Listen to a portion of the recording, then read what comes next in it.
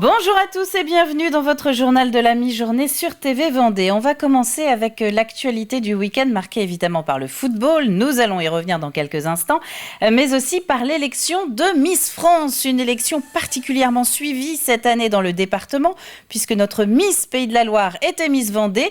Emma Guibert qui habite depuis une dizaine d'années maintenant avec toute sa famille à Poiroux. Alors évidemment, sur place, samedi soir, la municipalité avait tout prévu pour suivre l'élection entre amis, entre voisins. Grégoire de Châtillon s'est glissé dans la foule.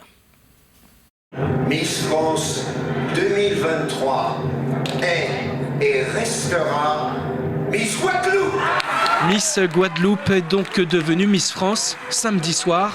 Une soirée d'élection vécue intensément ici par une centaine d'habitants de Poiroux, très déçus que leur Miss n'ait pas remporté la couronne. Je suis déçue. Miss Pays de la Loire était la plus belle quand même. On ne comprend pas du tout pourquoi elle n'a pas été élue. Je pense qu'Emma elle aurait pu aller beaucoup plus loin que ça. On est déçus, on était à fond pour elle. On y croyait et quand on a vu qu'Emma était dans la première moitié, on s'est dit c'est bon, elle va gagner. Alors on était un petit peu déçus mais très fiers d'elle quand même et grâce à elle on a passé une bonne soirée. Emma Guibert, Miss Vendée, habitante de Poiroux, devenue Miss Pays de la Loire. Une fierté dans cette commune de 1250 habitants. Une centaine de fans avaient fait le déplacement pour vivre cette soirée sur grand écran. L'ambiance était au rendez-vous. Mes grands-parents aiment beaucoup Miss France et moi j'ai tendance à suivre de temps en temps. Donc voilà, on est très attachés à la région et comme elle vient d'ici, on vient soutenir, c'est normal. C'est très très important pour moi parce que je la connais depuis très très longtemps et je trouve que c'est essentiel d'être là, de la soutenir à fond. Emma Guibert n'aura pas démérité. Ici, ses supporters ont été naturellement nombreux à participer au vote du public. Je trouve que c'est quelqu'un qui a beaucoup de personnalité, qui a beaucoup de présence, qui s'exprime bien et en plus elle est très belle. Je suis une jeune femme déterminée et motivée, alors vous l'aurez compris, je vais tout faire pour amener cette couronne ce soir si vous m'en donnez la possibilité.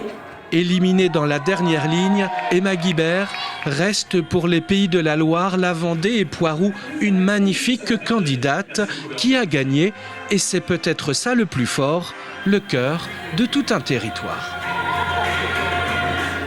Et l'ascenseur émotionnel ne s'est pas limité à samedi puisqu'hier après-midi, on ne briguait plus une couronne mais une coupe, celle du mondial de football. La finale Argentine-France a été retransmise dans beaucoup de bars mais aussi de salles municipales de Vendée. Exemple ici aux Herbiers, 1900 spectateurs ont suivi la retransmission en direct du Parc Expo de la ville. Un match de fou, on fait une première mi-temps nulle, on revient, c'est incroyable à vivre, mais il y a des actions tellement litigieuses et puis c'est face à face à 15 secondes de la fin de Kolo Muani, c'est pas possible. Franchement, le parcours est magnifique, même la finale elle est belle en soi, la deuxième mi-temps est belle, on y a cru jusqu'au bout, mais voilà, c'est dur à avaler quand même. C'était un très beau match, mais malheureusement, on n'a pas réussi. On n'y croyait plus, honnêtement, en première mi-temps, on est revenu grâce à Mbappé qui a été magistral. Après, un manque de chance ou un manque de régularité, je sais pas, mais bon, on a donné tout ce qu'on pouvait, je pense. Quelques erreurs forcément, mais pas déçus. Et une troisième étoile qui part donc en Argentine, des images de Simon Filippo. Alors pour les amateurs, c'était un week-end décidément très sportif aux Herbiers, très foot, puisqu'en parallèle des courses du Père Noël qui comprenaient ultra trail, trail et cross, c'était aussi la 14e journée de National 2. Le VHF recevait Chamalières, une équipe d'Auvergne, défaite des Vendéens 1-0. La réaction sur le terrain, ce sera juste après le journal, dans le journal des sports d'Alexandre Le Naour. Et puis, un dernier mot de sport pour ne pas refermer le chapitre sur une défaite. En boxe, cette fois-ci, le Sablais Enzo Gros a été sacré samedi soir champion de France de sa catégorie, à savoir les moins de 63,5 kg. C'est la 3e fois qu'il décroche le titre. Il devient donc un candidat sérieux au prochain JO à Paris en 2024. Son frère Hugo est devenu vice-champion de France. Les Gros sont dissociés à Boxe 85 au Sable d'Olonne. Dans le reste de l'actualité, il y a aussi ce nouvel accident de la route mortel ce week-end en Vendée. Une jeune femme de 19 ans a succombé samedi soir à un arrêt cardiaque après une chute en scooter aux Achards. Sa passagère de 18 ans a été transportée au CHD de La Roche-sur-Yon. Une enquête est ouverte pour déterminer les raisons de la chute. 48 personnes sont mortes sur les routes de Vendée depuis le 1er janvier dernier. C'est la très belle histoire de ce début de vacances de fin d'année. Une histoire qui dépasse un petit peu Pascal d'ailleurs. Le Chalandais est à l'origine de ce nouveau convoi national de dons pour l'Ukraine. Un convoi qui vient de prendre la route ce lundi. Pascal ne pensait conduire qu'un camion avec les jouets récoltés. Au final, il y en aura 6 destinés aux orphelins d'Ukraine. Colline Davy.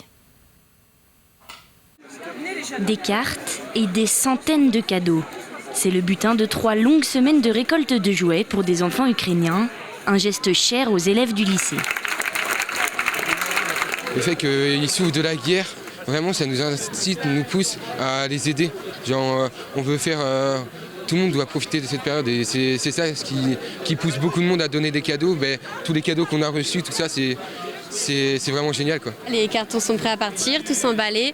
On est vraiment contents, un peu émus, c'est vrai, mais contents de voir que tout va sûrement plaire et faire du bien, réchauffer les cœurs des Ukrainiens. Un détour par les couloirs du lycée pour charger le camion et chaque lycéen y met du sien.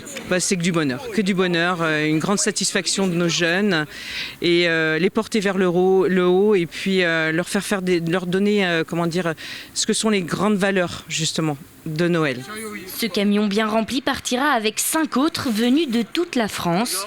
Pour le Chalandais, à l'initiative du projet, c'est une grande fierté. Incroyable, la mobilisation elle a été vraiment formidable de toutes parts. Et aujourd'hui, cette histoire, elle se traduit par 6 camions au départ, 6 camions avec des remorques. C'est Noël avant Noël. Là, aujourd'hui, on a vécu, c'est un peu le début de l'histoire.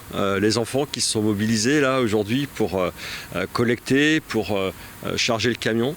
Ça sent le départ, ça sent le départ et c'est plein d'émotions. Et je suis ravi que les enfants aient pu participer aussi à ça. Ça a beaucoup de sens. Ça a énormément de sens et donc c'est un peu Noël avant Noël. Le convoi est parti ce jour. Il rejoindra l'orphelinat ukrainien le 21 décembre. Et c'est la fin de ce flash. On va se retrouver maintenant ce soir à 18h pour le prochain point sur l'actualité. D'ici là, on se quitte sur cet autre convoi solidaire, les 1500 Pères Noël à moto qui ont traversé le sud Vendée samedi au bénéfice de 2 associations vendéennes. On en reparle à 18h. À tout à l'heure.